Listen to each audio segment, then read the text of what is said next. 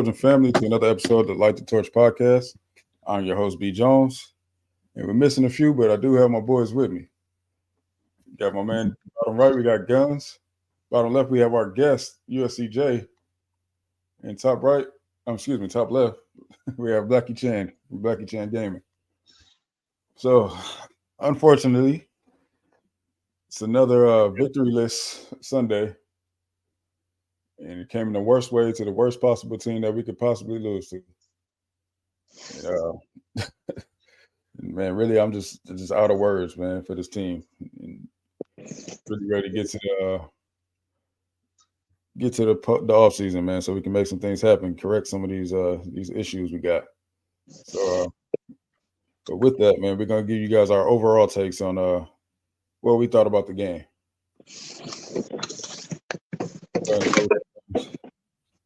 Are we going right into it? Yep, jumping right into it, man. All right. You said my name? Yes, sir.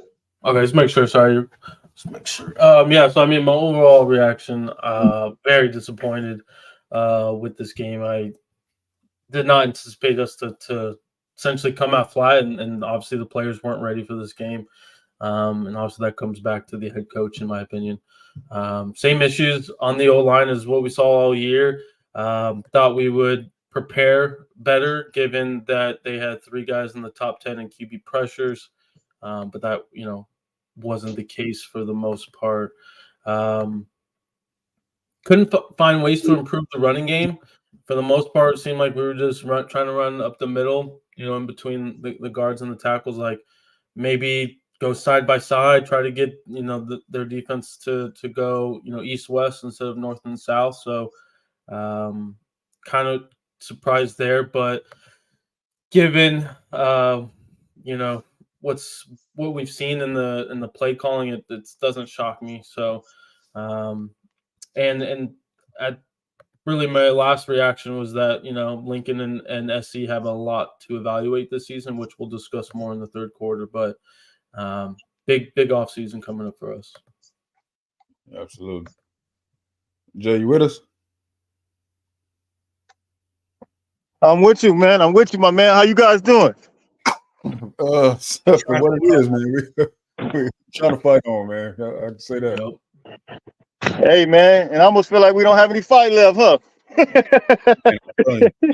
Well, we got to keep fighting on, man. But to your question, man, I mean, I think from the beginning, it was just one of the weirdest things that I've ever. I mean, it was weird from the beginning to me, man. I mean, from the crazy going at it on 4th down and, with the Brandon Rice fumble, the whole thing was just weird. And I don't know, man, it's just kind of just the whole outlook on how the whole year has been already, man. It's just one of the strangest things to have this much talent. Even a guy like Dorian Singer at 1,100 yards, really didn't see him utilized this year. I mean, it just kind of speaks to how this year really turned out. And I don't know if I've ever seen USC look like this. I can go way back when they had running back Justin Fargas. I mean, players, RJ Sauer. I mean, I can go so far back. I've never seen them, even when they were, I guess, somewhat not as good. They always fought harder. I mean, you never scored this easy. It almost looked like it was just strange to me, man. It's just an empty feeling right now when you're talking about USC football. Absolutely, man. I said, like, I got an update on my phone that Kingston would be out, right? Or I think Guns, you may have posted that in the group chat. We saw it like right before kickoff. I don't know, like right after you sent that, I just got a funny feeling. I'm like, oh, we might be in trouble. I looked at Raul looked at me. I was like, I don't know, man. Something just don't feel right. So I don't know. And then, yeah, that feeling turned out to be kind of fruition, man. But yeah, Blackie Chan, what you got, man? I was just defeated. It just hurt to watch. There was no fight at all. Like, the only person that I thought showed fight was Brandon Rice. He balled his ass out. Caleb did his thing, or he fought too. Like, it was just, I don't know. They were just so flat from the very beginning. After the long play that Taj had, I was like, okay, they're coming out, firing. Taj didn't go out; he was still fighting on his feet. But then after that, it's just like mistake after mistake, and it was just like after we would get maybe one good play, and then something would deflate. We could not get ourselves going, and it's just atrocious to look at our stat line of just 3 yards total rushing. Like that's just embarrassing.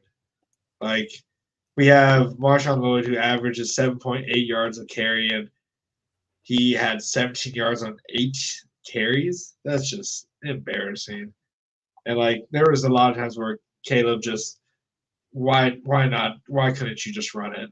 There were so many run lanes that I saw that he could have just easily at least got a good 5 yards out of it and slide. But it was nasty, and I don't know, like number 11,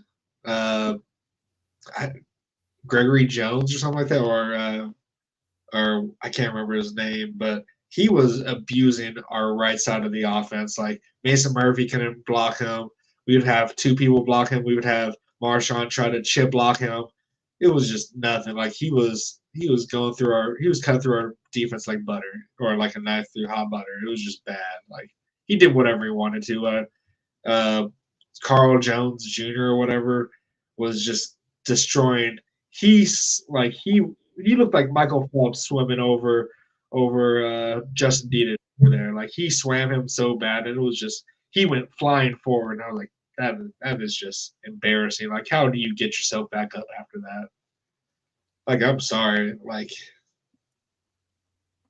I even wrote a letter to Lincoln Riley about how he wasted this season, and I couldn't even finish it. So, yeah, we'll get into that one later for sure. But yeah, man. Overall take, like I said, from when I got that news from Guns, man, it just seemed like it was just a bad feeling.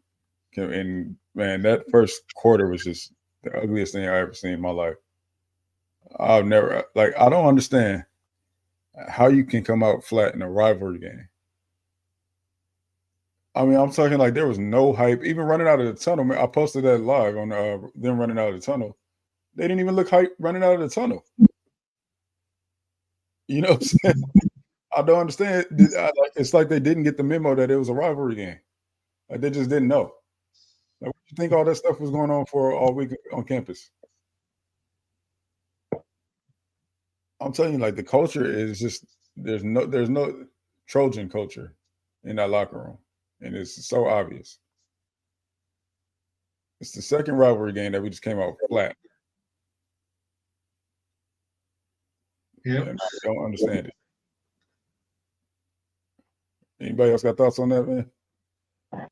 Yeah, I think you mentioned the culture. I mean, I think that's what we're looking at, man. It just seems like nobody's really in tune at all with the culture. Either it's that or something's going on in the locker room that we don't know about. I mean, it just no chemistry whatsoever. I mean, I don't see any chemistry. It just seems like, everybody's on like a solo type situation, man. And you just kind of wonder like exactly what's taking place. And then when you look at the press conference, you look at the players, everybody's looking lost in the sauce with the look on their face. And then Lincoln Riley, I mean, he's kind of repeating the same thing over and over again. I'm kind of wondering like if Lincoln Riley even realized what's going on. Like if he's to the point to where he's kind of confused at some point or some level, because you look at it, I don't think he really even has the answers, to be honest with you. And I think part of that, did you underestimate the Pac-12? A lot of people kind of put this label on the Pac-12, the weak conference. But the thing I think, and really what I realize is that the Pac-12 always had explosive offense. Now you look at a team like Oregon, super explosive. Look at a team like Utah. Well, not Utah, but Washington, super explosive. You look at all these different teams that we face. Everybody's like Lincoln Riley when he came over here. So now you got to have a defense that's going to combat that. And then you got to be able to maintain that same level of offense that you had. But We'll get into all that, I guess, man. I don't know, man. We just brainstorming this thing. It's just so much to it. It's just unbelievable. Man, it's, I just the whole game, man. I just couldn't believe what I was seeing. I'm like, how? I thought for any, I mean, mind you, we've seen this all year, them coming out flat and everything, but I just knew for sure this would be the game.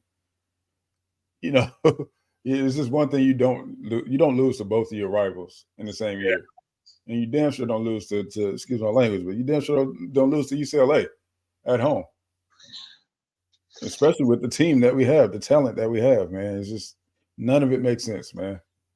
None of it makes sense at all. So I am confusion. Man, we all confused. We all lost in the sauce, Jay. Yeah, Trojan Blade says too many transfers plus a coaching staff that has a very little connection to USC equals a team that doesn't understand or care about the tradition that makes us USC. Embarrassing. Exactly. 100%, man. 100%. We have what? A total of 1 Trojan on staff? Yeah. Yeah. And that's the thing, man. I mentioned it earlier. I mean, we got Miller Moss, who, you know, we got a few local guys, man. But I was saying, like, you know, we were comparing Travis Dye transferring into you know, Marshawn Lloyd transferring in, like the leadership and all that, right? The thing is, Travis Dye is a Southern California guy. Yeah. So he knows what it means to be a Trojan. Yeah. And in fact, he wanted to be a Trojan out of high school. He was under recruited, you know, and he found himself at Oregon and was glad to come back home and play for a Trojan and wear that Trojan uniform. But you got guys who don't even know what it means, man, to wear that Trojan uniform. Yeah. And the fact that we only have, 6 local recruits right now?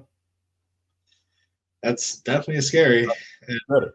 And I know Pete Carroll did recruit what's called throughout the country, but he still kept the lockdown on California. So that's what we need to do at this point. I know he wants to recruit Texas, but we need to lock down our talent here because there's way too much talent to be letting go, and plus they also know the tradition of USC, and they can teach the people that are from out of town on what it means to be a Trojan and what these games really mean to us. Exactly. I mean, that's how it's supposed to be, man. Yeah. We pick and choose from, you know, the top of the, you know, the cream of the crop from out of town, but our base is local. Our recruiting base is local. That's what it's supposed to be. That's how we build championship teams. We play ball out here. Go look at the high school top 10, see how many California teams you see. We're in a talent-rich pool, man. You have to lock down California. That's number one. Like the blueprint has been laid by previous coaches, man. Why aren't you following it? Well, it's been laid, but that was like 20 years ago, and then we've just been living in mediocrity for. Well, what's changed? Our talent pool hasn't changed. We still got talent out here. No, but the talent's not wanting to come because we haven't been winning. Yeah, I mean, but think about this. When is the last time we've even heard? I don't even hear of them going to like Long Beach Poly. You hear about Sarah, but you don't. I mean, you don't hear about. Yeah. I stated this last night. Inglewood had, I don't know how many, like 13 players last year, I think, go D1. They had some go to Louisville. I mean, why aren't we touching some of these players in the inner city? Okay, I know we got the modern day high school, you got the St. John Bosco, but then Centennials.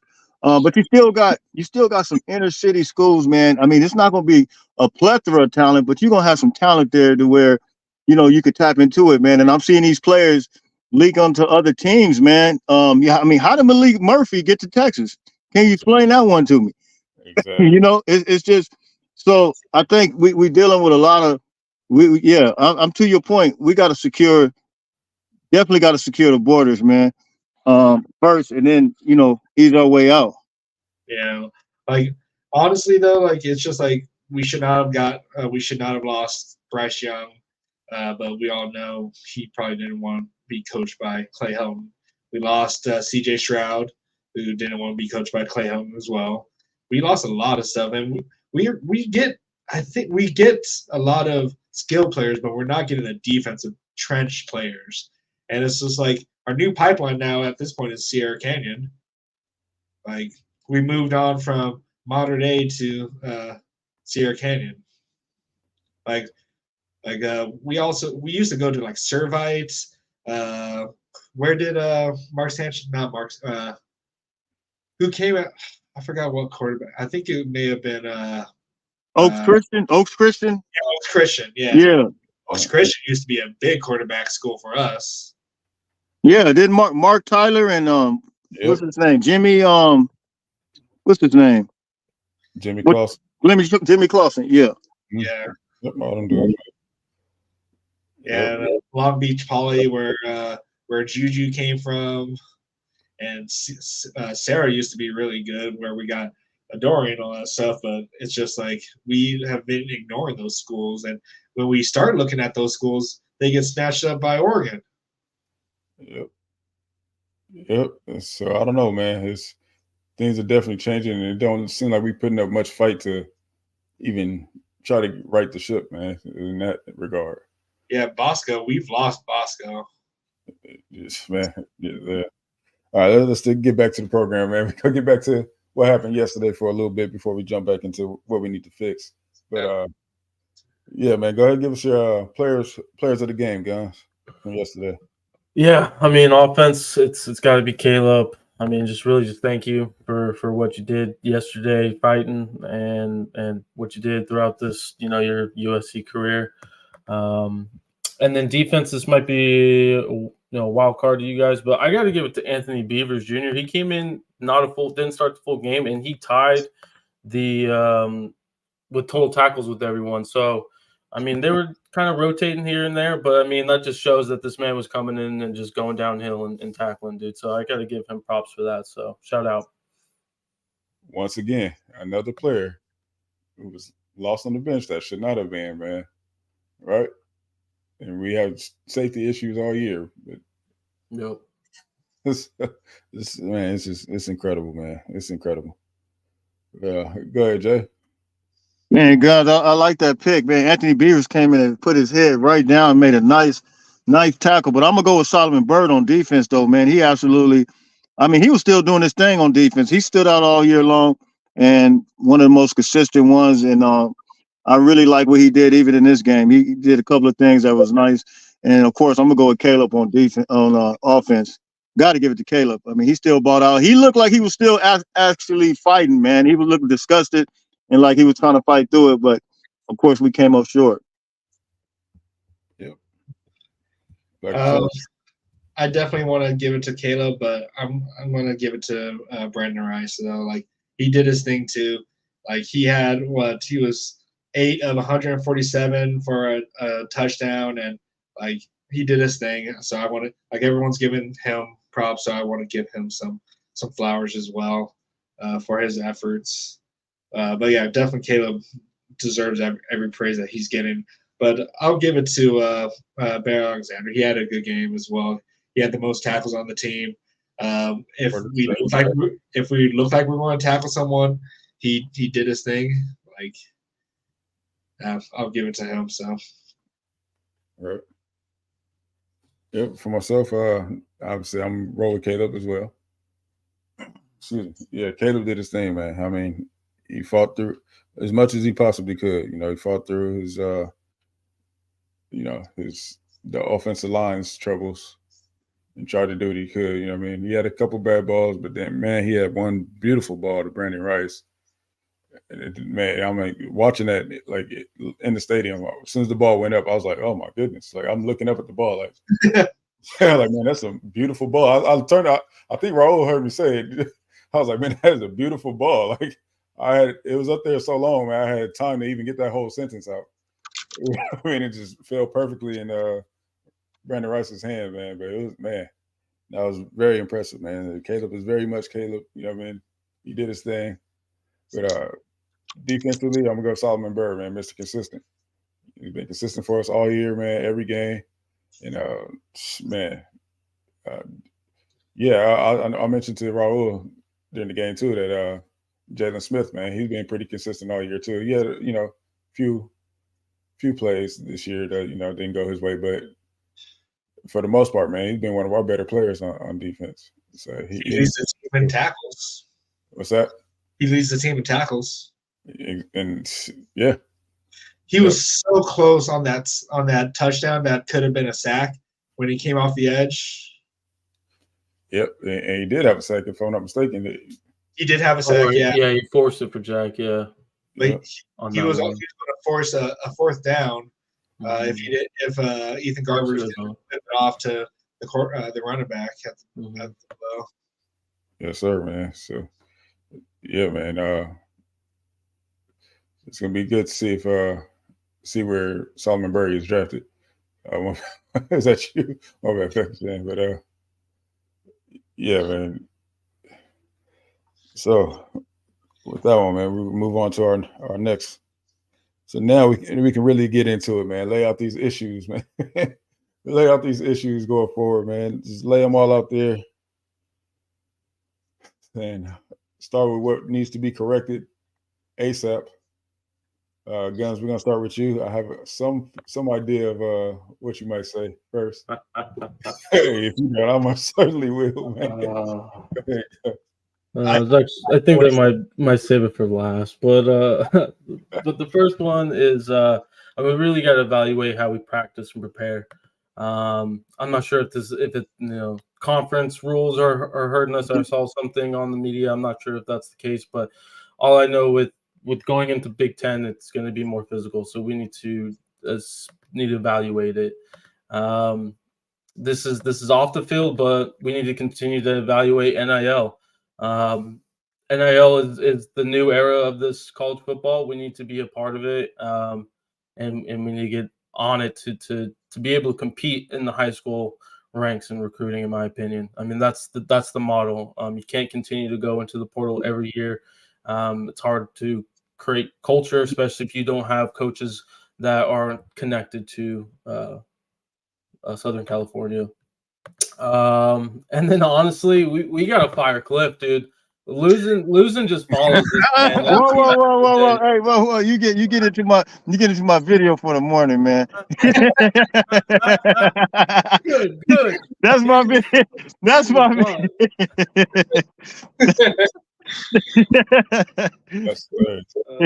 But yeah, man. Man, you're right on it, man. You are absolutely on it, man.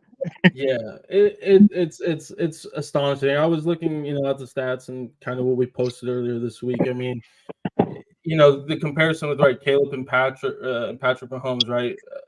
It just seems like literally Cliff is calling the plays for Caleb, because the year that Patrick was on Cliff's team, that was his least rushing attempts for running backs, and obviously we seen what our running backs are doing and what we've been doing in terms of calling plays. So yeah, I mean, again, losing follows him.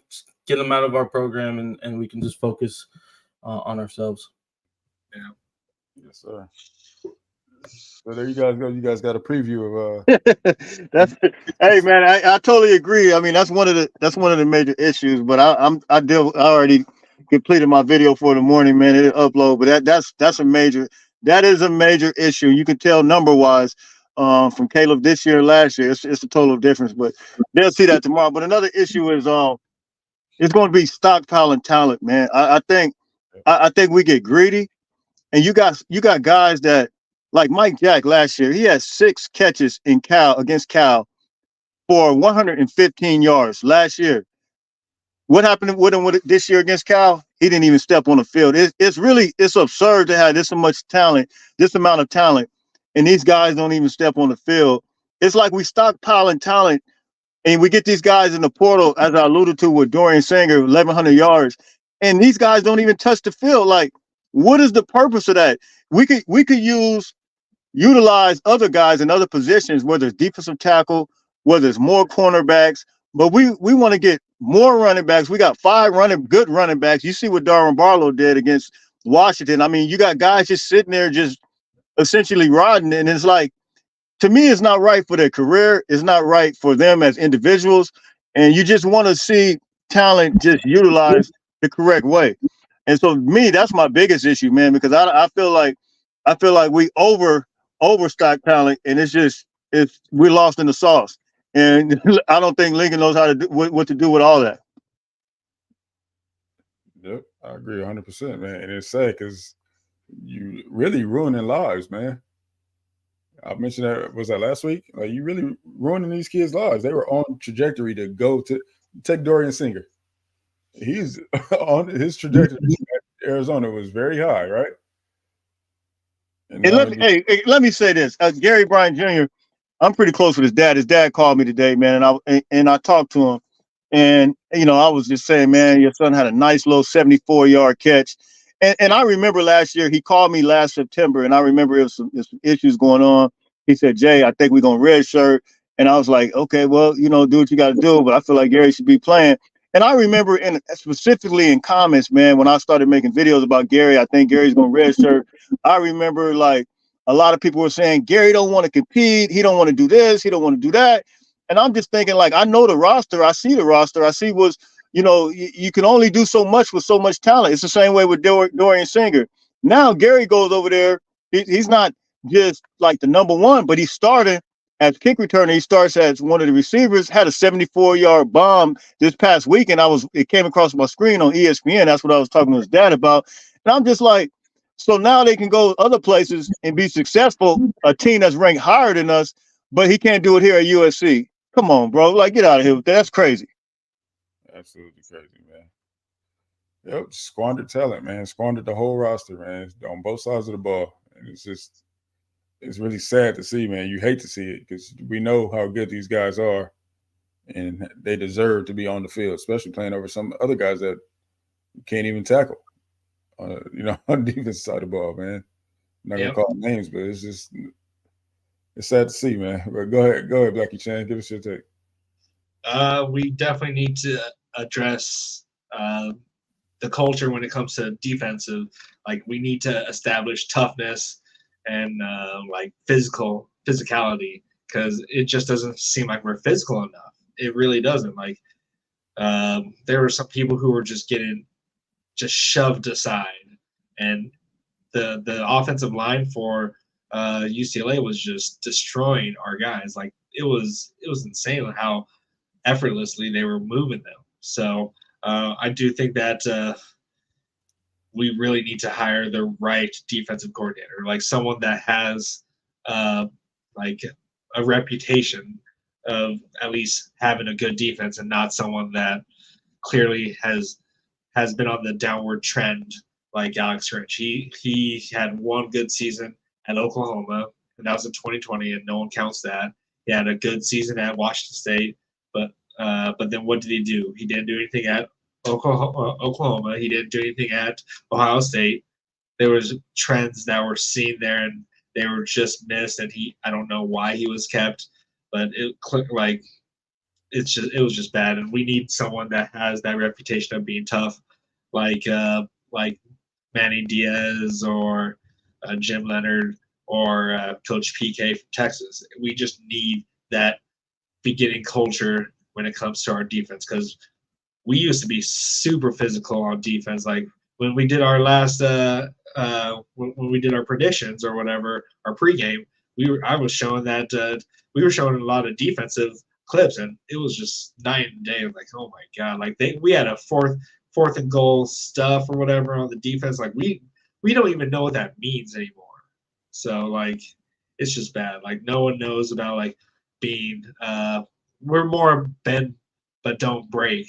We're like we used to not even say that in our vocabulary. We used to just preach that we were the top defense and we were going to stuff you no matter what happens. So, and offensively, I'm going to have to go with guns, and Cliff Kingsbury needs to go. Like he's a nice guy. Like Texas A&M, like I'm sure you guys will like him. Take him off our hands, please. Like he will do some good. What can I do to talk him up? I don't know. Just take him away from him. We'll pay you. We'll pay you to take him away. I'm fine with that. Like, come on, just get him out of here. And NIL definitely needs to be addressed. Like, we can't be losing these high school players. I know we want to live. I know it's the transfer portal is a thing, but we also need to develop talent too as well. Like we still need to be able to prove that we can develop the young talent. We got to start with the young talent that we got this year as well. And we do not want to waste this class. We cannot waste this class. So we need someone that can develop at this point because Sam Green, what's his name, Braylon Shelby, Christian Pierce. We need to develop these guys because these guys have the chance to be stars, and we can't waste them. Yep, 100%, man. Listen, Paul Feinbaum, man. I ain't go too far. You know, Black Chan know when I do that, man. I say, listen, man, there's something coming. No, but Paul Feinbaum, man. You know, we don't really care for the dude, but he's already, you know, he's on that big 4-letter network with the national platform, and he's already started the Lincoln is a fraud narrative. And he laid out his points, man, and I couldn't even disagree, and I couldn't defend Lincoln at all. That's the problem. You know what I'm saying? Like, everything he said, I'm like, man, I don't agree with Feinbaum on much of nothing. Hey, man, it is what it is. You know, this is what you shown. This is what you put out there, man. He called him a fraud, and that's what it is, man. Like, Lincoln got to fight his way out of that reputation right now. And it starts with him looking at himself in the mirror, you know, and that starts like yesterday. Yeah. Got to take a deep look at himself in the mirror, do some self-scouting this offseason, and realize where he messed up. Because we can sit here and tell him all day, but until he gets it, nothing's going to matter. You know what I'm saying? Yep. Jay. Yeah. Oh, Brandon. My bad. I said Jay. I'm talking to Jay Wall. But Brandon. Yep. Think about this, and I've been kind of talking about this. You know, we have conversations going back and forth, and I heard the Paul Feinbaum thing as well. And one of the things that I was telling you early on, and I was agreeing with you as well as far as the Grinch thing, but I could see deeper than that, and I kind of alluded to it on my program. There's the root to the problem, and there's the surface. The surface is Alex Grinch. That's what everybody was able to see. But then you had the root aspect to it, and it is Lincoln Riley. And it goes a whole lot deeper when you look at it, because you're talking about somebody that's really, you know, I still think Lincoln Riley is a great coach, but I think he's reached a point to where he's at a crossroads where he's going to have to make some serious decisions as to, you know, how he's going to operate as a commander in chief of this team. And I think when you look at it, you know, he's put us in some bad positions from a defensive perspective, you know, because we did some crazy things on offense. And so we got to look at that. And if you know that your defense is a weak link of the team, and you know that they got issues schematically, this lost in the sauce 3-3-5, like we all agree on, why would you put them in that situation and not establish the run, not slow down the clock, score super duper fast? It doesn't make any sense. And so Paul Feinbaum said, I think he alluded to that as well. He said, look, Alex Grinch is not here anymore, right? I mean, so now the magnifying glass is on him. Yep, 100%, man. So it's like put up or shut up right now for him, man. Because, man, I'm telling you, everybody looking at him like, what's going on? Jay, you made a video. You made a video earlier that said about off a discussion that we had about how he had the most talent that he's ever had. Yeah. Yep. What did you do with it? You went 7-5 with more talent than you had the previous year. I mean, we get it. Listen, in Riley's defense, this schedule is just ridiculous, right? But we knew that coming into this season. So why didn't we make it's like the decision came way too late. You knew that we were going to have this schedule before anyone else because you signed off on it. So why did you bring last year's issues into this year? Yeah. And it's crazy to think that, like, we thought it was really tough with the back half, but Arizona turned out to be a lot better team than we expected. Yep. So yeah. A quick shout out to Judge Fish for not going for 2 points because we'd be 6-6, guys. To be honest, so thank you, Judge I Fish. said after the game, man, we didn't win that game. Arizona lost it. But think about the Colorado game. I mean, even before it got to the tough part of the schedule, we went up. Was it what, like 48-17 or something like that? Something ridiculous. Somewhere around there. Yep. And we didn't control the clock. We just lost in every type of sauce you could think about. I mean, so a lot of those issues could have been prevented if you just really ball control the clock. Exactly. And we have what did he end up being his highest ranking? The number 2 running back at one point? Man, he was up there. He was top 5 all year long. We could have actually had a Doak Walker Award winner if we would have just continued to feed him the ball. That's how explosive he was. And he didn't get half the carries as everyone else was in the mention. Yeah, but I will give credit to UCLA's run defense. They were stout. Yeah, absolutely. Like, you got to get they were manhandling our offensive line. Like they were going against little boys on that offensive line that we put out there. It was just sad. And real quick, let's see, Frankie Rodriguez was like new O-line coach along with a new O-line. I agree with that. Like this was the worst coached offensive line I feel like we've had in a while. Well, let's get into that. So, as far as the remainder of our staff, man, what do you guys think? As far I'm talking about from strength coach to everybody, who stays and who goes? Yep. Because I'm hearing a lot of smoke for Benny Wiley's head, man. Everybody's coming for Benny Wiley's head as well. But and for me, in Wiley's defense, man, USCJ, our guy right here, made a video early in the season noting that guys are getting stronger. And they have. Numbers have improved. Guys look bigger, more physical, right? Jay, you made that video. If y'all haven't seen it, go check that out. Yeah. And you know, the thing is that from what I recall, I remember everybody early on in the season, everybody said it. Our players look bigger. Our players look faster. Our players look stronger. They were calculating, you know, they were putting it up to 21 miles an hour. Zach Branch was looking like Hulk Hogan. Everybody was looking like they put on weight. Well, some did, some lost. I mean, like Anthony Lucas, he lost, but then you have some that were looking absolutely just, and so everybody was impressed.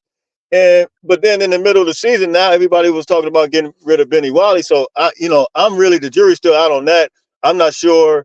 I don't tend to listen to. I know, you know, a lot of people. Some are influenced by the Oklahoma fans, but I'm influenced by my own thoughts and my own. And you know, I come up with my own process of thinking, man, as it relates to all this stuff, man. So I cannot go by that. I just kind of think the jury's still out on that. I'm not exactly sure exactly what he's doing as far as nutrition. I mean, like what type of protein? I mean, if they're putting a body weight protein in there, I mean, I don't know what they're doing. So the jury's still out on that. Now, I do have an opinion about some of the coaches. All right, let me say this point about Benny Wiley, and then we're gonna get into that, Jay. So, actually, yeah, USC Priority said it right here, man. The strength and conditioning coach does, but he's told. Right? And another thing, I think Tim mentioned it, Tim Prangley, man, at the Voice of College Football, USC channel. You can't, guys are only going to put on max in a good year, a good weight. Like, I've been around weightlifting my whole life. Some of y'all know who my uncle is. You know, I've been around it my whole life. In a good year, you can put on a healthy 10 pounds a year. That's considered a good year. Your body is not going to allow you to put on much more and still be able to function properly, right? So if you have a smaller, undersized guy, how much are you really expecting? I mean, if you're undersized, you're undersized. Right. You just got to recruit the right type of athlete. That's what it boils down to. Exactly. And everybody's talking about, well, we're just getting bullied off the line. Well, yeah, we got little dudes, man. Newest said it best, man. Big guys beat up little guys. That's football, man. And so it's like, man, y'all gotta get that man some slack, man. And truthfully, he's only had what, a year in the off season, half of off season. with these guys. So I don't know, man. I don't know. Now, if there's someone out there that you just know is just crazy with the strength and conditioning, and we have the chance to get him, cool. But I don't see just calling for Benny Wiley's head just because. Like, you know what I'm saying? I don't see it. I don't see where that argument is. So do you guys want to go down the list of the people and talk Yeah, about it? yeah. I would say real quick on the strength and Benny. I mean, I would give him at least this next offseason with the new DC, what the DC wants. Because I mean, right? I mean, again, they do what they're told. They're not just, all right, man. Hey, you're gonna lose 10 pounds because we think you're better this way. No, there's a reason why they're doing these things. So Exactly. All right, we can go down this list and say stay or go on this then here. I'm not going to start with Lincoln Riley because we need him for this year, or we don't need him, but he has one more year to prove his worth at this point, in my opinion. Zach Hansen, tight ends coach, stays or goes?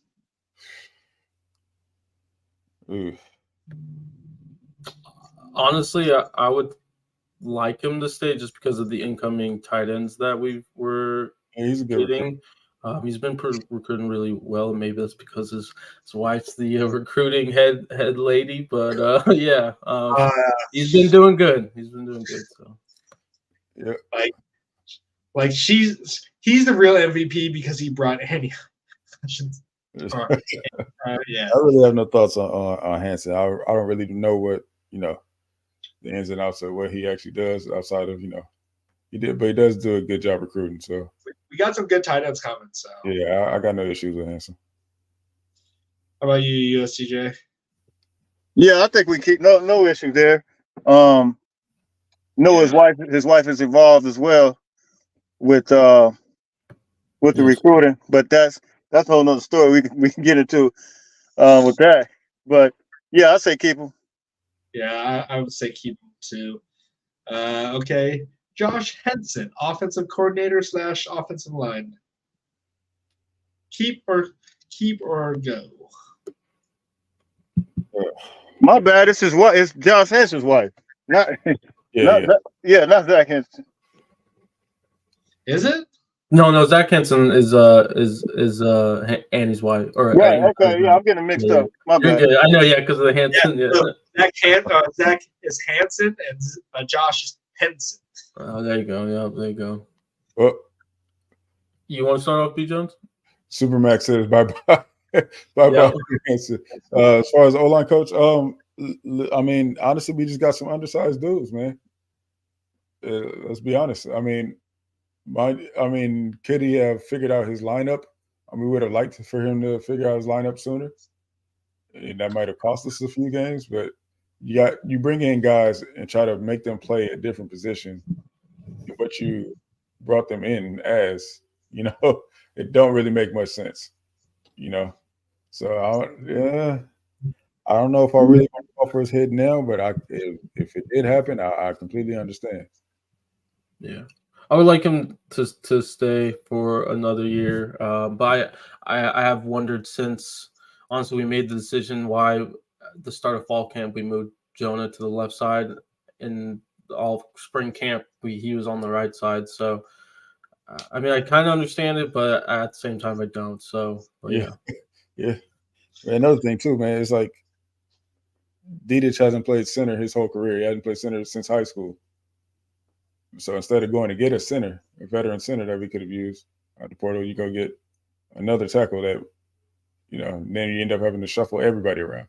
I didn't quite understand that, man. So, yeah, I don't know, man. Verdi might be out on Hansen too. Jay, you got thoughts on Hansen? Yep.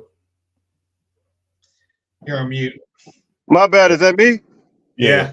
Man, I think I'm gonna give him the benefit of the doubt, man. Just given the fact that it was kind of a shuffle experience, and I think we got Pregnon coming back.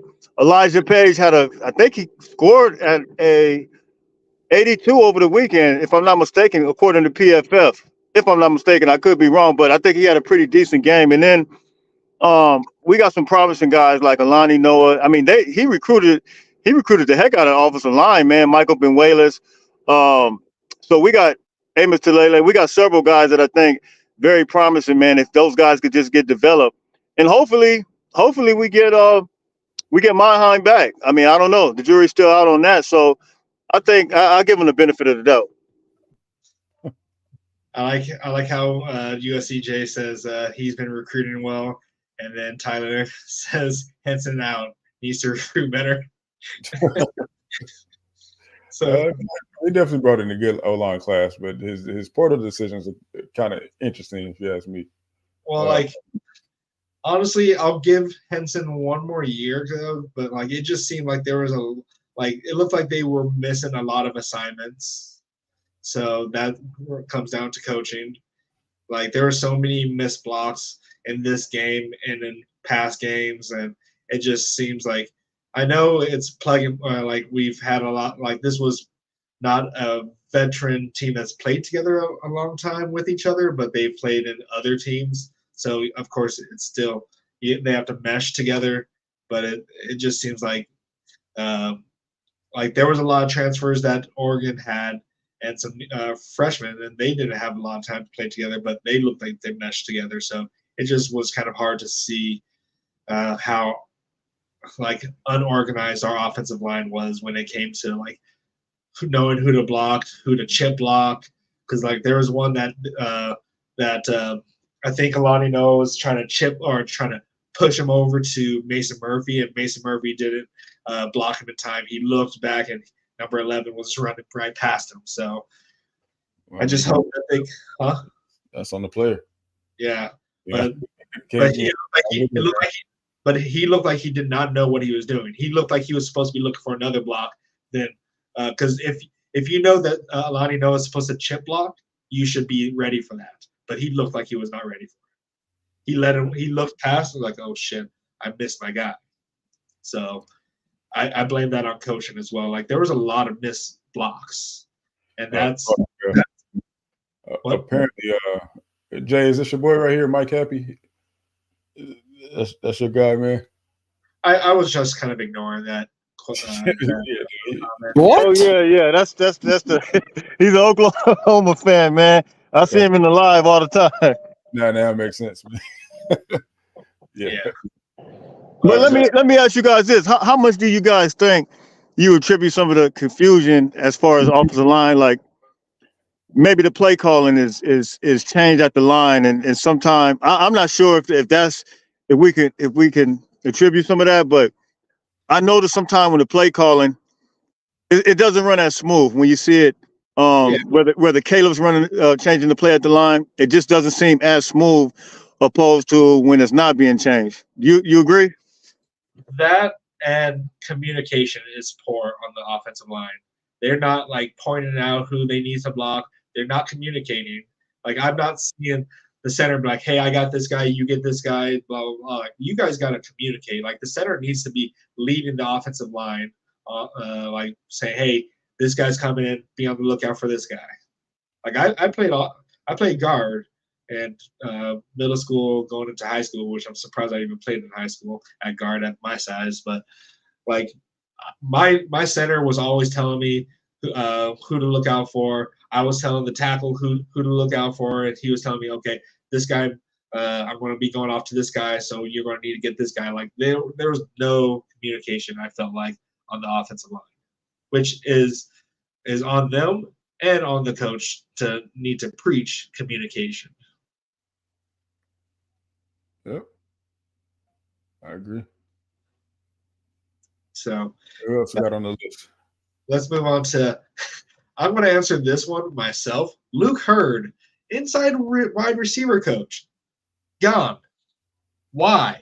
I think that's the most pointless receiving or pointless coach right now.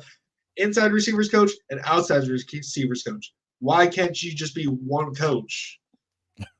I never played wide receiver, so maybe it is a different world being on the inside, which I guess could be a thing. But still, if you're going to be a wide receivers coach, you should be able to coach both, in my opinion. That's a waste of a coach position. And I've never even heard of Luke Hurd. I don't even know if he is recruiting inside receivers. or whatever. Like I've never heard like a receivers coach hashed or like at Luke Hurd when they get offered a position. They either shout out Roy Manning or Lincoln Riley. Yeah, I'm not a big fan of having an inside receivers coach. Listen, the receiver position is not. There's not so much of a difference between outside and inside that you need two separate coaches for it. Okay, so I'm not crazy. That's I mean, he's just taking up space on the coaching roster, if you ask me. So, my opinion, man. Goodbye. Guys. Yeah. I wanted to confirm while we were talking how he was recruiting. And yeah, he doesn't really recruit well history wise. So that alone, I was going in between. One of them's got to go, in my opinion. So Luke, you're gone, and we'll keep, I think, Dennis. Goodbye. Jay.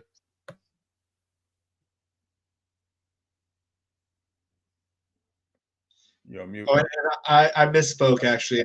I don't know why I said Roy Manning. I meant to say Dennis Simmons. Yeah, So. Dennis Simmons. But we lost Jay for a minute. I'm sure he'll be back in. Put his head back in better. All right, so we'll move on to the next one on my list here. Roy Manning, outside linebackers coach / Nichols / assistant head coach for defense. That's a lot of responsibilities. Well, I'm gonna leave that one up to the new defensive coordinator. I have whoever. Yeah. I'm pretty sure they're gonna bring their own guy in at that position. But do you think he should be considered? I think he should be considered, Roy, for his outside linebackers. It also depends on how well he knows the other guy's scheme as well. Right. Mm-hmm. So, definitely. But if he does, I would say I would think he would at least be considered. Maybe. Yeah, maybe. I feel like our linebackers have been very hit and miss all season. It also depends on the people that we have. Inside or outside? Outside linebackers. Well, to our linebackers' defense, I would say, man, we didn't have the right personnel, and that makes it in that specific defense and that scheme. It makes a world of difference, man. Playing linebacker when you have the type of body types that you need in front of you, frees you up a little bit, man. When you got big 300-pounders who can take on 2 blocks, free you up to make plays. So as far as I have no issues with Manny. A lot of people are saying that. So Brian says the whole defensive staff needs to go, be cleaned out. Bye. And USC 16 says we need to get rid of the whole defensive staff periods and start fresh. And it's hard to argue that because we don't want any of that. It depends on how the new defensive coordinator is, of course, like we've all alluded to. If they're right for their defense.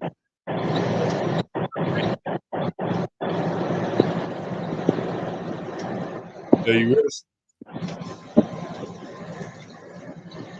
Hey, Jay, you there? Oh. Well, just to let you guys know, CJ is actually at work right now. He's working. He's a hardworking man and still able to put out daily content for us, man. So we appreciate him. And we definitely appreciate him even making the effort to be with us tonight, man. Frank. Yeah, I was going to say Christian. Yeah, I would say yes, just because he's got a connection to SC. I mean, I don't know about a safeties coach because, potentially, right, depends on who the DC is and what their position is going to be. But, I kind of what we said earlier, right, with the culture and all that and what it means to be a Trojan. You gotta have people like Mays on the staff. Honestly, shoot. Bring in freaking Sua, man. That dude's talking about Trojans every day, every week, talking about the good days and what it means, again, right, to be a Trojan. So, man. We need those people around. Recruits, he could definitely recruit his butt off. He can definitely weed out real 5 stars from these pretend 5 stars that we see out here. Yeah. Yeah, I'm all for Stuart Cravens being on staff. So I'm not going. I'm only going to go all the way down to defensive backs or whatever. I'm not going to go into the analyst positions because why not? You know who we want out here, man. Well, we already talked about Cliff Kingsbury, so we don't need to talk about him anymore. Greg Brown, he needs to get going too. That's a waste of money, dude. But that money could be good towards the NIL. If we go into analysts, we're going to be here forever, guys. Okay, because they have a lot of analysts here. All right, who we got? Who's next? The next one is Q McDonald, running backs coach. It's Kyle. Is it really Kyle? Yeah, it's Kyle. Everyone thinks that one. Yeah, I was going to say special. Yeah, interesting. Okay, Mac. Why did his parents have to be special? And like, we're just going to do an I and an E instead of KYLE. I keep him. I like him. He's one of the better running back coaches in the game, man. And that's been his reputation. He's got a great reputation. And I know we want a special teams coach, which I do. He does have some expertise around that area, right? So we could add another layer to that special teams coach. So we need a designated special teams coach. Yeah, I'm just saying more. It's okay if he has another set of eyes, right? You know? I want a designated special teams coach, and then secondary another position, not this coach first, then special teams, because then he's not putting all his efforts into special teams. No, I agree. Yeah, definitely. I agree. It would say that it's an added bonus that he has. Exactly. But see, I need for in that regard. Bro, we got you. Yeah, but we're talking about Kyle now, right? I don't even know how to say his name anymore. I know. I don't. I'm just saying I'm so confused right now. But anyway, yeah. I say keep him as well. Like he's been doing a good job for us. Like as much as we would love to run more to show off how good our running backs are, we have some good running backs coming in with Brian Jackson. We have Quinn Joyner, Marion Peterson. Hopefully Raleigh stays. I don't know about that, but like he's shown some flashes. And I really thought when I saw Darwin Barlow in there, I was like, okay, we had Darwin Barlow back there, Zachariah Branch, and Austin Jones in there, and we passed it to Zachariah Branch, which I think we should have not even passed it to him. I think we should have dumped it off to someone else, used him as eye candy, because they read that play like a book. So, But yeah, no, Kyle McDonald, I'll start calling him Kyle, should stay because we have a lot of good talent and he knows how to utilize them. And for the most part, they can block like he wants them to. We need that. Next one, Dennis Simmons, assistant head coach, outside receivers coach / offensive passing game coordinator. Keep or go?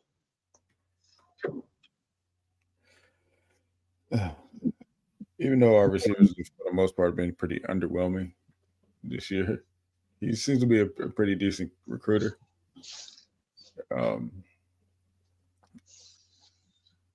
Yeah.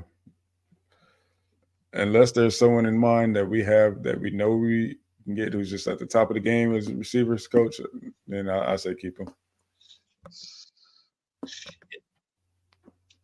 Like Kerry Colbert was the better coach, but the dude didn't recruit. You know what I mean? Yeah. What about you, Guns?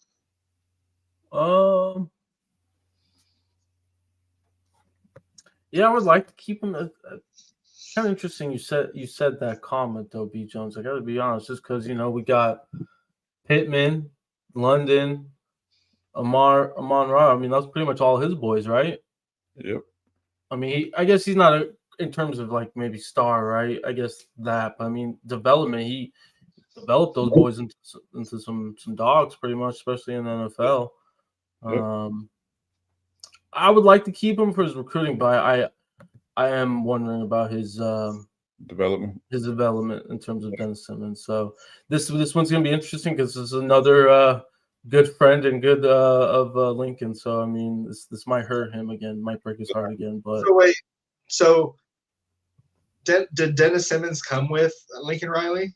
Yep. Yeah, and he's been part of Leach. He's So basically then- part of Leach's tree. They So- always go in the off season, do some fishing together. They're really close. So So he had nothing to do with Drake London. no, I'm talking about Colbert. Oh, Colbert, yeah, okay, Colbert. Yeah. Gary Colbert, he definitely he Mhm. developed those guys then. Yeah, he did. Yeah. Yeah, that's what I'm saying. Yeah. So. I feel like I don't know, like we thought we had the best wide receiving core in the nation, especially with Dorian Singer coming in, and he's the offensive passing game coordinator, and our offensive passing game just hasn't really looked like the offensive passing game of last year. But we already know who that could have been caused to. So I'll give him one more year. But if somehow we can get what's his name from Ohio State. Yeah, he's gonna be a head coach soon. Yeah, he is. Maybe next year, to be honest. Yeah, because what's his name? Brian Hartline. Yeah, He can recruit, man. if he wanted to come coach for us, I'd easily pass over him to go with him as our offensive. I'd even maybe like, is he not an offensive coordinator at Ohio State? He is this year. I don't know if he's calling plays for them. I think Ryan is still, but I could be. Well, then I don't know. He But can come do that. He can come do that here. He can not call- Kingsbury to A&M. Huh? What? Say Heartline and Kingsbury to A&M. Oh, that would be Kingsbury and Hartline at UCLA, Michigan State. What else is going on? Well, yeah, openings, whatever. Mississippi State, you can go there if you guys want. I mean, What's his baby name? fired. There you go. We saved what's his name? We saved Chip Kelly's job yesterday. Possibly, yeah. That's just come on, man. I don't even want to talk about that. We're in the off season. Yeah, it's officially the off season because I don't even want to think about the bowl game because it's not going to be good. Okay, so I was actually going to bring that up in our overtime. we could go on to that in overtime. Yeah. So, Dante Williams, defensive backs, defensive passing game coordinator. I'll go first. So, as everyone knows by now, I've been very high, on Dante. I've been talking him up, trying to defend him all season, but it is what it is, man. Your guys underperform. Most likely, you're going to get the X, man. And I think it's time for just a change up, man. I mean, obviously, we love him because he's, a local guy. He's tapped in locally, recruits very well, but the development is not quite what we wanted to see, man. So, yeah, I'm going to say Goodbye. Yeah, I mean this one's kind of a tough and close one I would say for us, right? I mean, he kind of helped keep the program together when Clay, was fired, and especially when he came over from Oregon, we were kind of getting bullied from him in terms of recruiting. But yeah, I mean, the development's just not there. We even thought that they would maybe press a little bit more, given the Grinch firing. That kind of hasn't happened as much. We're still kind of off ball. So yeah, unfortunately. Yeah, he's our defensive passing game coordinator, and it has not been looking too great on that side. If he really has a say in that, when it says he does. Yep. And honestly, like I know we have Mekhi Blackman doing good, but who's to say that was his developing? Because he came from Colorado, he was kind of highly touted coming from Colorado. We picked him up. I think he was a pretty big transfer in the transfer portal. I think he was at least a high 3-star. Sure about that?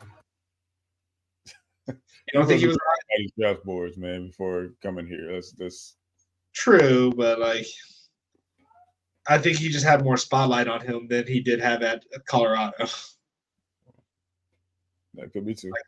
Who's watching him on the Pac-12 network at Colorado on a shitty ass team? Sorry for cursing, but no one was watching Colorado at all. And that's why Brandon Rice came over here too, because he had he's frozen. Yep. Is he frozen? Yeah, he's frozen. He's frozen. But yeah, like Brandon Rice came over here. He's starting to get more looks now because of how he's been able to perform here. And we already thought he was going to be a beast at CU, but he's been balling out over here. But Dante, like as much as I love his recruiting, like I think this could be the time that he needs to go. Like he's been through so much. He probably wanted to be the head coach at USC, and he didn't get the position. I think he just needs that change in his life. He needs to like start over fresh somewhere else, just not Oregon. Stay the hell away from Oregon, please, and then we'll be good. Yeah, I think it's time for him to move on to. He'll be all right. Or maybe not. I don't think he would take a what is called a pay cut or anything like that, but be our recruiting what is called specialist or whatever they want to call him. Like give him a higher paying job, but just for recruiting. Yeah. All right. What else we got? We've already talked about this, but Benny Wiley. Do we want to go through this again? Go through that again. Huh? Who's next? Okay. Zach Crabtree. Who? This is offensive graduate assistant / offensive line. I don't know if we want to go into all that stuff. No, we're good. They can go, basically. Yeah. I want to do one person here. Cliff Kingsbury. Stay or go. Goodbye. Goodbye. Yeah, he can go. He can absolutely go. Any head coach position that's open, his name should be in there. NFL OC, NFL head coach. High school, middle school. Yeah. Snip league, I don't care. Yeah. League here.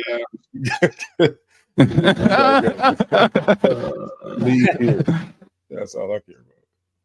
All right, so that's pretty much all the main head offensive coaches there. So, All right. Cool. So, right. as far as our things to fix, that's what we want. Go ahead and feel free to add in the comments what changes you would like to see to the staff or the program and things that you would like to see happen over the offseason. Yeah, Anthony Spears says bump Dante upstairs and let him recruit, not coach. That's fine too. Yeah, I thought that he would want to take that role. I think he has, some ambition, some coaching ambitions. Yeah. Who's Chris Richard? It's Richard. Richard. But it's the was he on Pete's staff? I think. Yeah. Yeah. Pete Carroll. Okay. All right, so we're going on to fourth quarter here. Yes, sir. Let's do it. All right, defensive coordinator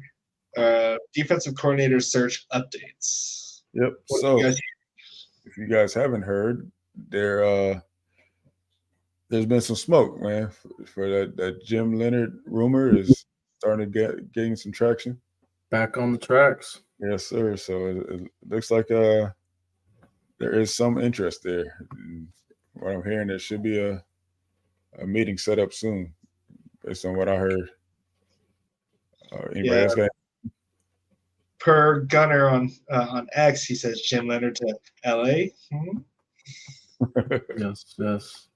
Yeah, so interviews will be happening this upcoming week. So we should be hearing a lot. And you don't be surprised you hear a lot of new names that you haven't heard before. People like to throw, agents of these guys like to throw their names in there, even though they have no shot of actually being a part of this coaching hire, just to boost their resume. So if you hear some crazy names, don't be surprised. And of course, there's always going to be weird rumors of people trying to make a name for themselves in the media industry, trying to, call themselves breaking some news when they really have no sources at all. So be aware of that too. Guys? Yeah. Yeah, I mean, I was definitely surprised after seeing it from our media insiders, because I really thought that train was long and gone. So I'm happy to hear it's on track. I like his pedigree, I like his development. I think he can improve in the recruiting space, given our talent pool. And yeah, just excited. I hope that he can improve essentially Riley's, preparation, practice, habits, and all that, fun stuff that we've been talking about. So looking forward to it, hopefully. I really do hope that he brings in a culture of toughness. That's what we need. We're not playing tough right now. We're playing two-hand touch football right now. People are running through our arm tackles. Like before, with our old defensive coordinators, we at least swarm to the ball. It just doesn't seem like we're swarming at all. Like we're getting maybe one, or we're getting like two people to a ball, if that. Then everyone else is just like coming late or whatever as the ball is dead or at least 15 yards downfield. So, but I just really hope that there is, 7-on-7, as Keith Rogers just said, and we were playing 7-on-7 and we were getting beat 7-on-7 to teams that should not be beating us in 7-on-7. Like if this whole offense was just 7-on-7, playing in like those games that recruits playing, I think we'd be doing really good. But we ain't. We're playing 11-on-11. And the other 11 is not really helping, at least when it comes to the line. It's just,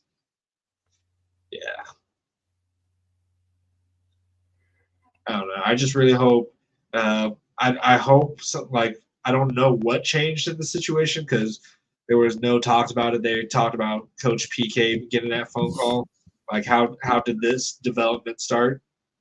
I kind of want to know about this, but yeah, I would say probably just like kind of how Lincoln. I mean, I wasn't too involved in the insider media game and world back then, but I was very shocked when he was our coach. So I mean, I could see they're kind of playing that same game, right? Trying to keep it quiet as much as possible and Right. go from there. Well, maybe a few names thrown out this week, man. We just don't know. I'm sure he's not the only guy we're interviewing, but he is number one on our list. What I'm hearing. Honestly, if I heard that we had the co-DC from Georgia flying in, I'd be stoked. Yeah, Schuman's another guy on the list, man. Our list of wants at least. So we'll see what happens. At least not much chance. It's weird because we're like, I feel like we're begging for people to come be our DC now at this point, instead of people wanting to jump onto our staff. I feel like. I don't know. The real ones know that how high of a profile this job is, man. Yeah. Do you think people want to take on this complete rebuild of a defense? It's high risk, high reward. Yeah, it's definitely high reward, but then you can fix this defense. You pretty much a lock to go to the next level, or whatever that may be, either head coach's job or NFL. But then the risk is having a whole fan base wanting you gone, and that's an end job, though, right? I don't know. I feel like me personally, and let's say we get Jim Leonard, and let's say we have for the next 2 years at least, we have Lincoln still, right?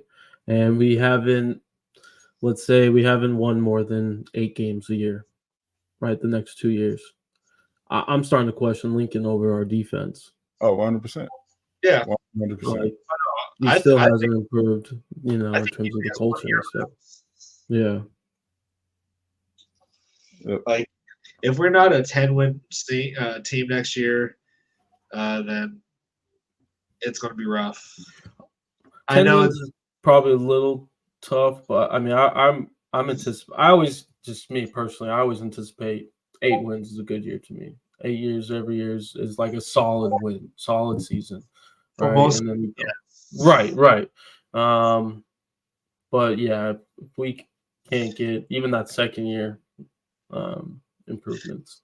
And it's definitely going to be rough when it comes to this year, especially if Caleb inevitably leaves.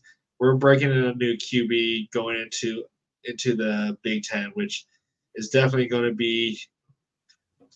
I think Lincoln will get them ready for him, and I think it's going to be a little bit of a different type of coaching for Lincoln since Caleb is a very he voices his opinion to Lincoln and he'll argue with Lincoln. I don't think we're going to have that kind of same kind of QB coach mentality situation because I feel like if Lincoln tells Miller Moss or Malachi to do something, they're going to do it. They're not going to try to argue it like how That's Caleb. actually better for us, man. That's what it should be.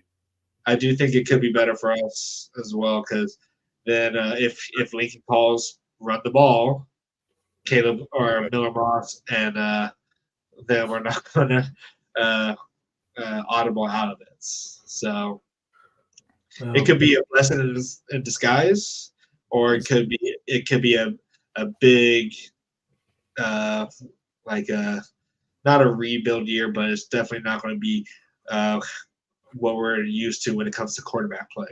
But I have faith in both players that they'll be able to put up some numbers. Yeah, listen, Miller Moss is a very capable guy, and he was same class as Caleb, but he was right there in the top 10 of his recruiting class as well. That same recruiting class.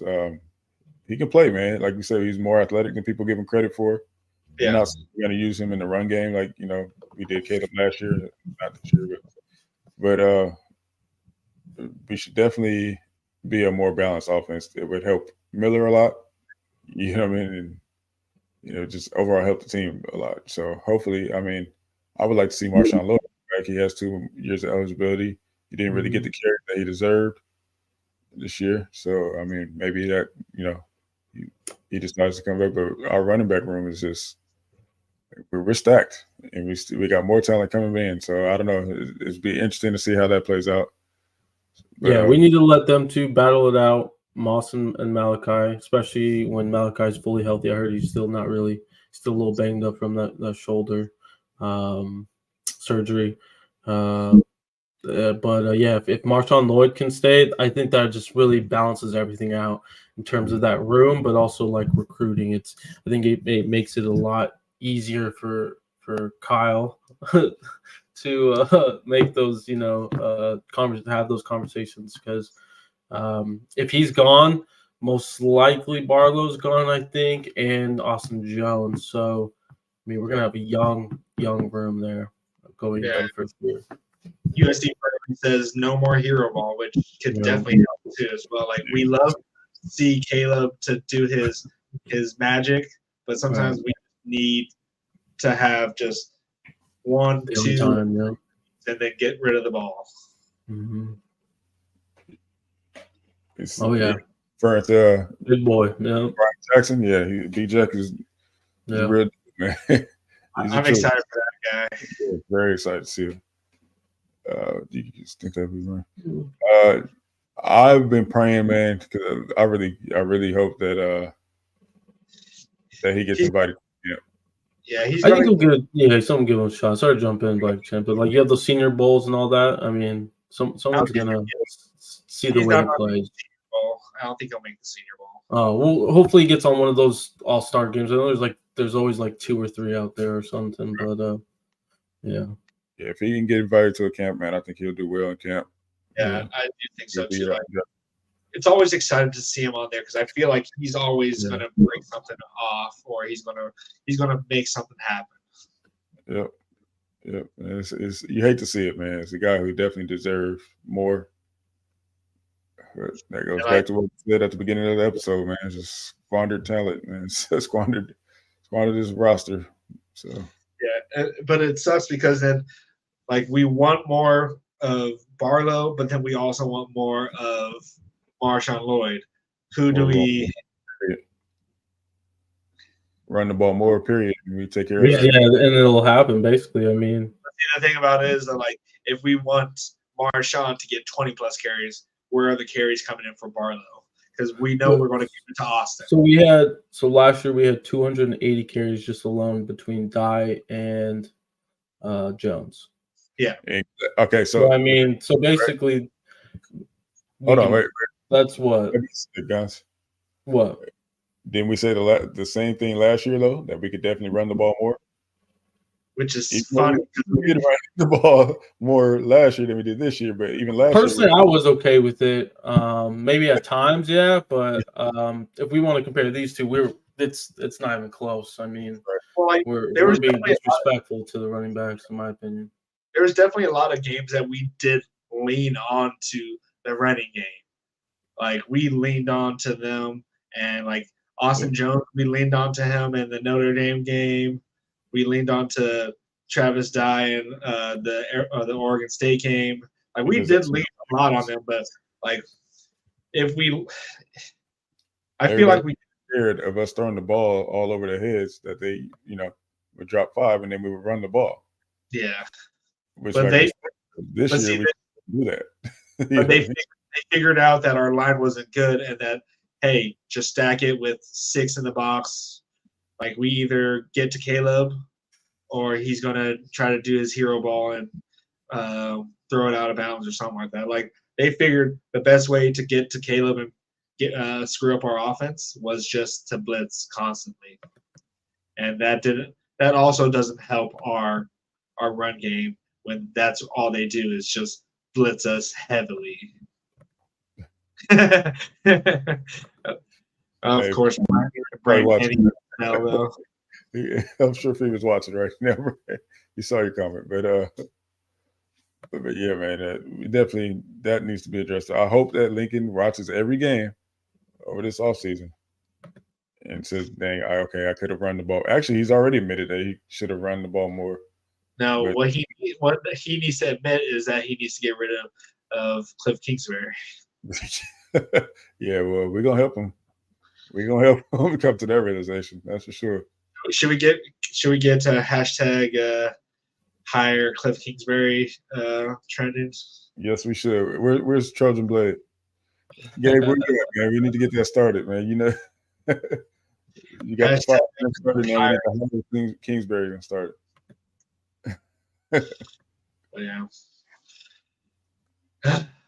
Yeah. I don't know. It's just, I don't even want to talk about. It's going to be rough. This next off season, like, I feel like it's only going to be rough until we know who our defensive coordinator is. But it's just now we're talking about who's going to be the next, or what our bowl game is going to be, which I don't even care at this point. I know Caleb's not going to play in it. He shouldn't play in it if he plans on going to the NFL. Because, no, he's not going to play. But it's going to most likely be on the West Coast. It's probably going to be the Vegas Bowl, or most likely the Los Angeles Bowl. Latest projection is we're going to face UNLV, according to CBS Sports.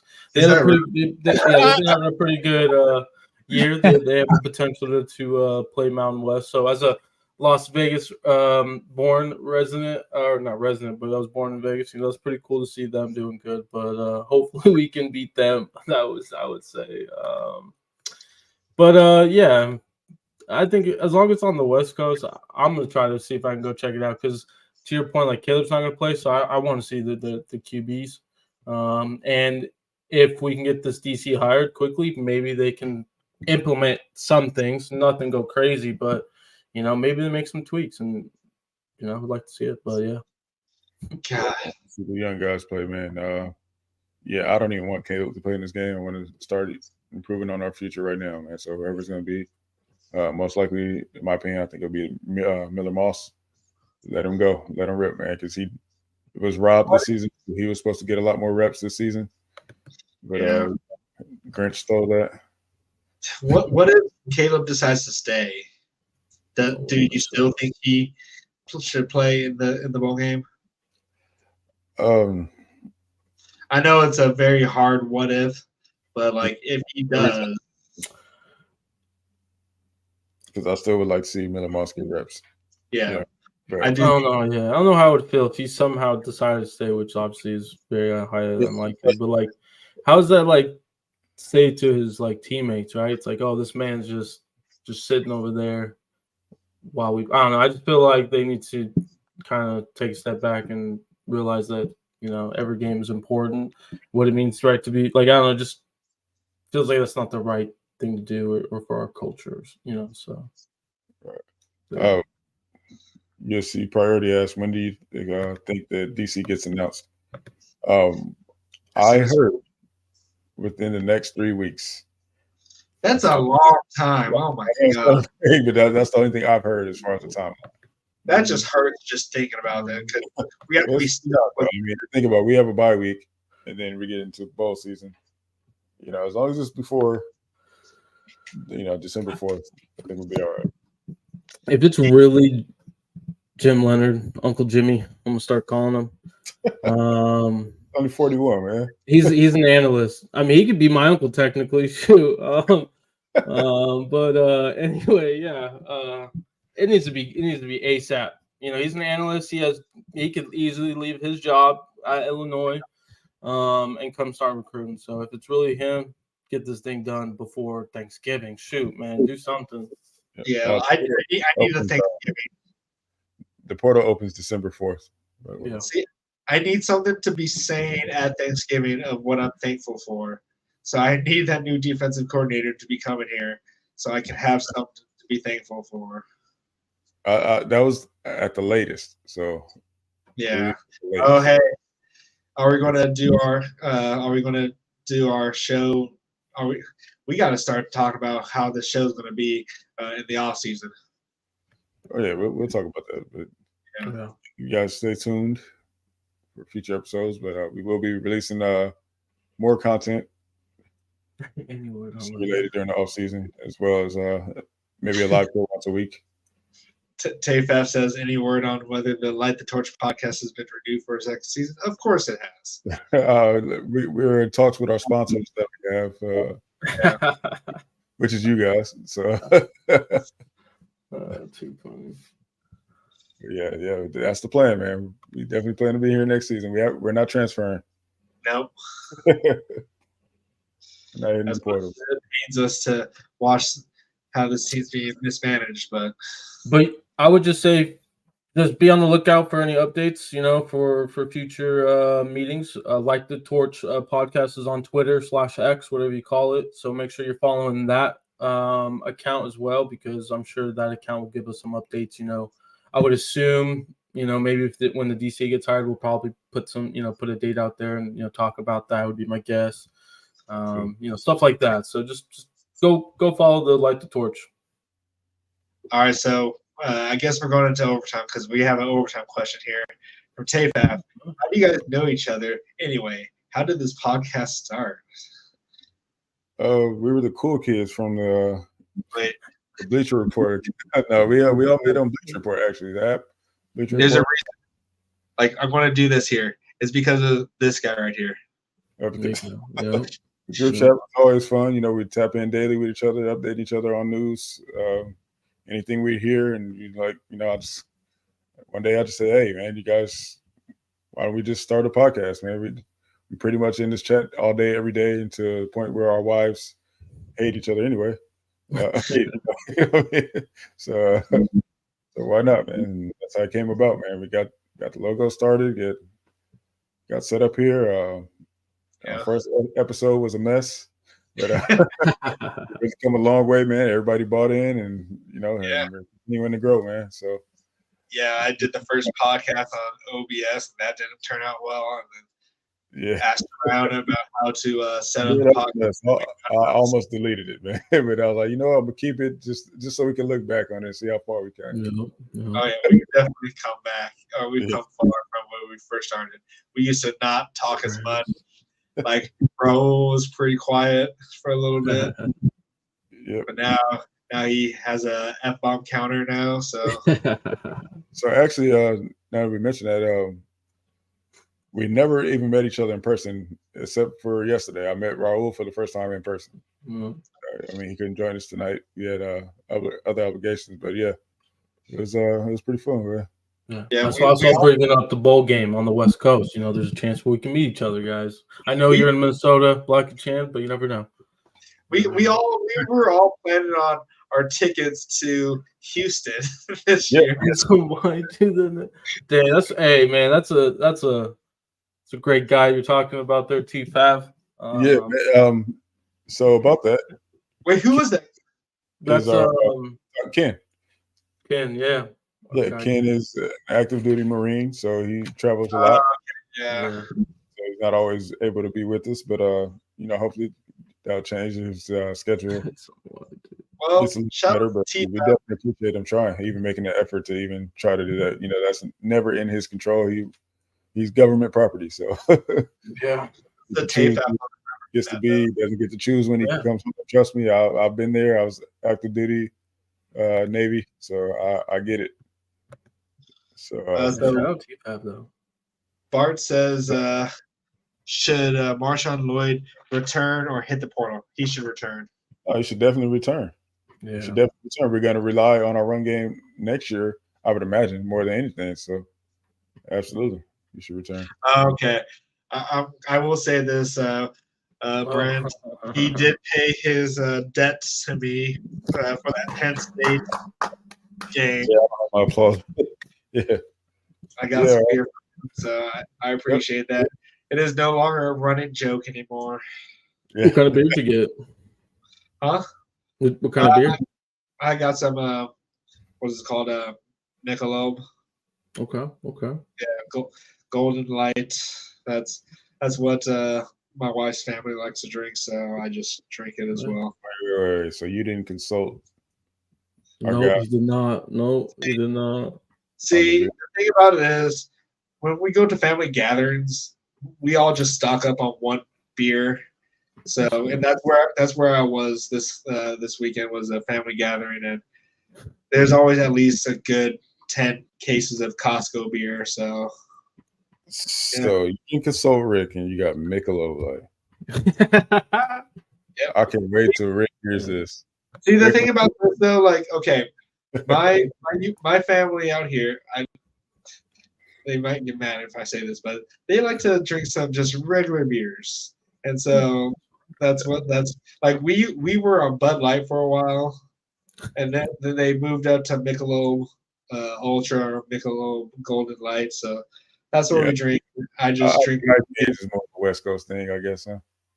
Well, we have a lot of breweries out here as well, but we don't get West Coast beers at all. I even ask for the closest that we have out here is Colorado beers.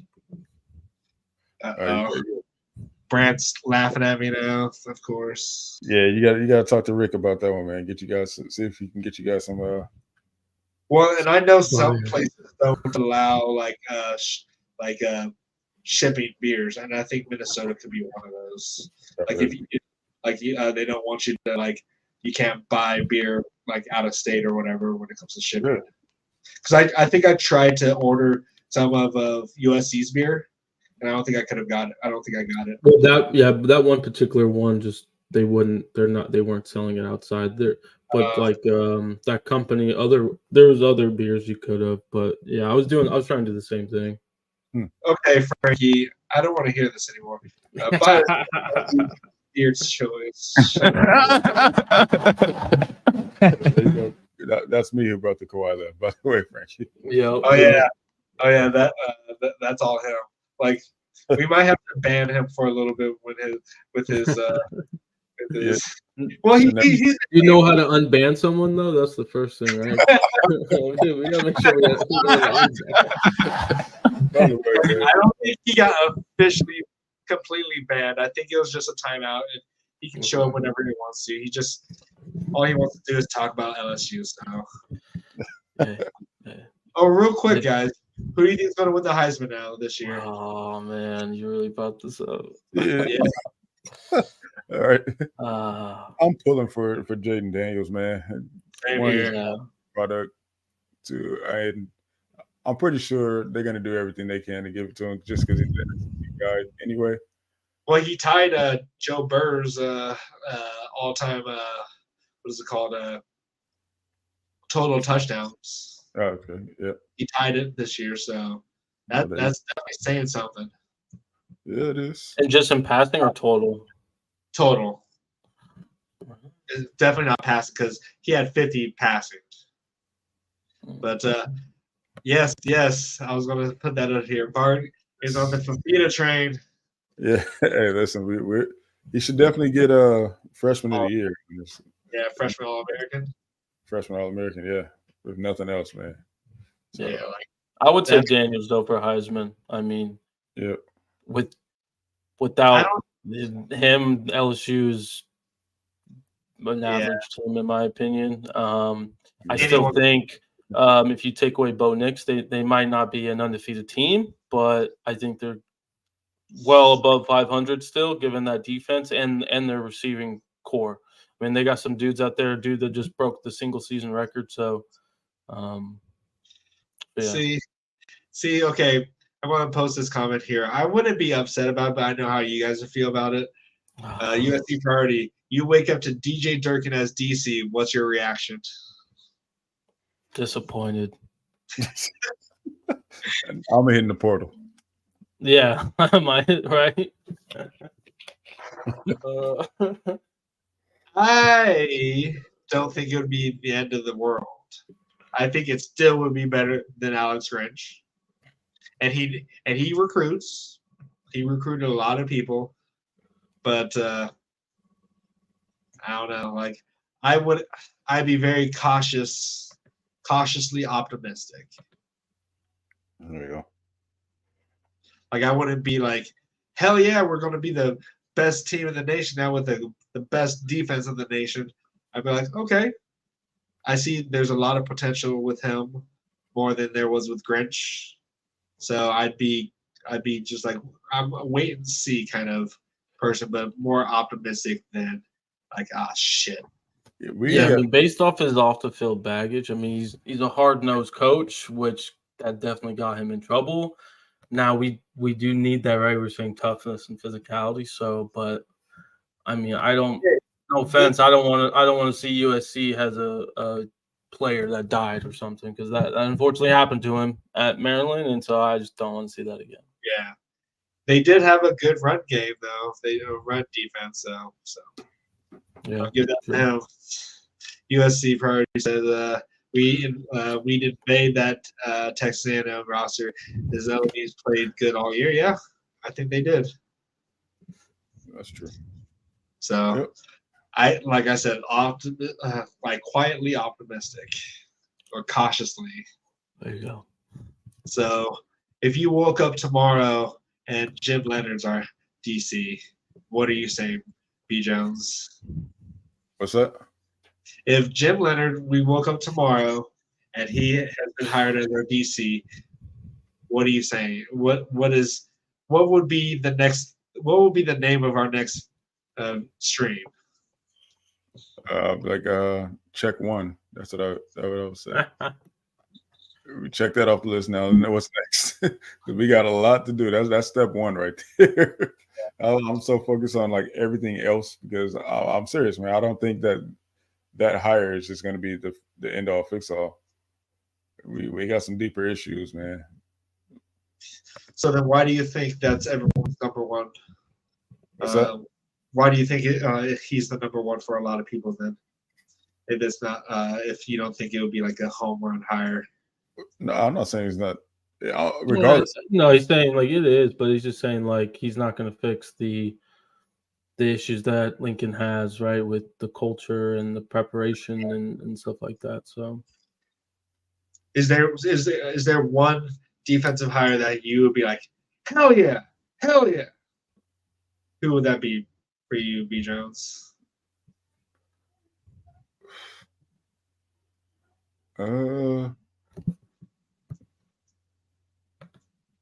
Honestly, it would have to be like someone with California roots that knows what it is to be a Trojan.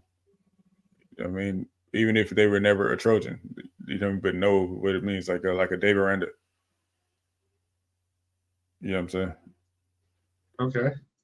What about you? Me, honestly, I jump up and down for a few guys, and James Leonard's one of them. Lately, I've been on the Glenn Schumann train. Right, I sounds like maybe he's long and gone now. That train, which is understandable. Hard to go away from a great, air. He's in a great position basically. So I leave, but yeah. Aranda, I'd be excited. I don't know if I'd be jumping up and down to be honest, but I'd be excited. Manny Diaz would be one, jump up and down. Yeah. But yeah. What about if you heard it was Scott Simons? I wouldn't be mad at it. Wouldn't be mad. Yeah, I'd be excited. Yeah. Okay. Me as well, man. About Zach Arnett.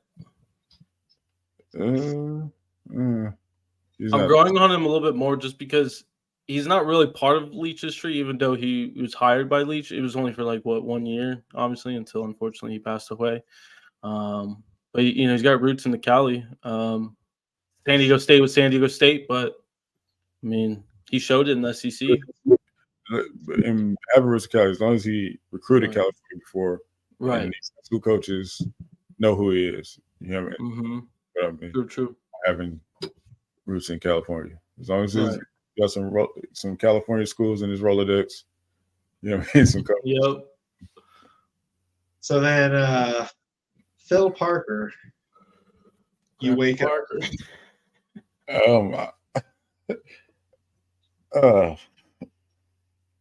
I'll be happy, but I'll be like, well, how long is this supposed to last? Because we know he's not.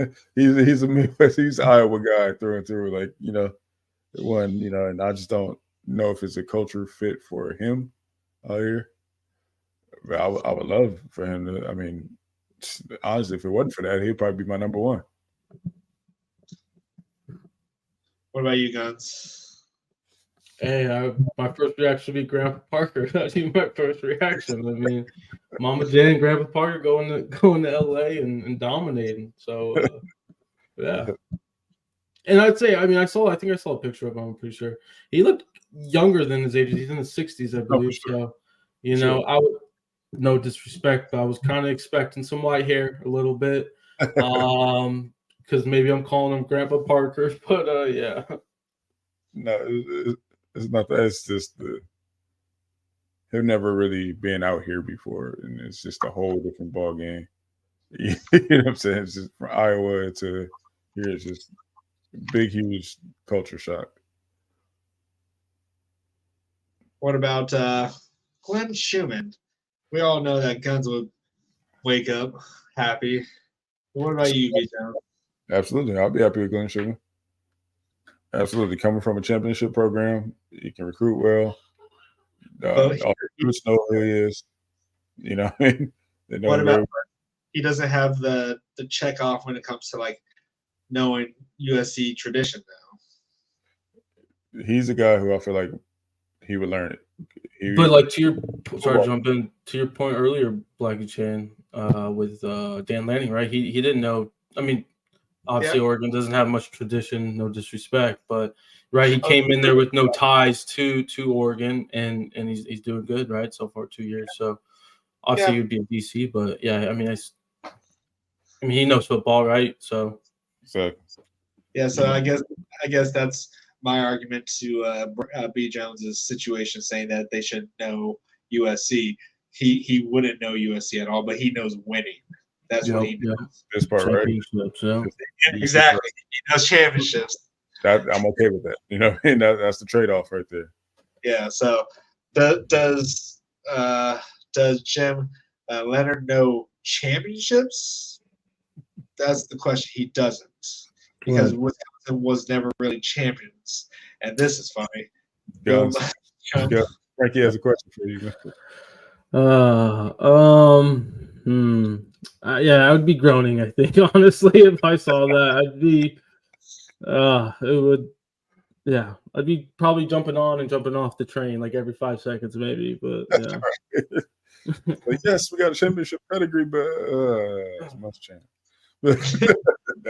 No, yeah. Okay, then Coach PK, you wake up, DC. All right, so I wouldn't be mad at it at all. Recruits well. He does have ties out here, or they know him out here. So same thing with Schumann. This is a good one. What about Jimmy Lake? No. I wouldn't mind him as a DB's coach. I like that idea. Yeah, I don't have DC. Yeah, DC. I feel like I would want better options out there, but Schumann, I'd be hyped over. I'd be like, okay, Bear knows what his coaching style. He knows what he'll bring to the table, so he definitely would be able to speak for him. And then some big boy body. we'd be getting those. We'll be getting those dogs on that defensive line. Yeah. So what's his position that he specializes?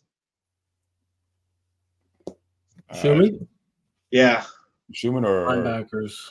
Schumann is linebackers? Mm-hmm. Yeah, when I think of Schumann, I think of Chris Cole. I think of KVA. I think of dudes like that right there. God, I think of Justin Williams is another one, Texas linebacker. I believe his name's Justin, but yeah. Oh God, that would be great. That would be amazing if we could get. I really want KVA. I really do. We got to wrap this thing up, fellas. Yeah, it's been going for a while. Yeah. All right. Hey, just shout out to we're at 134.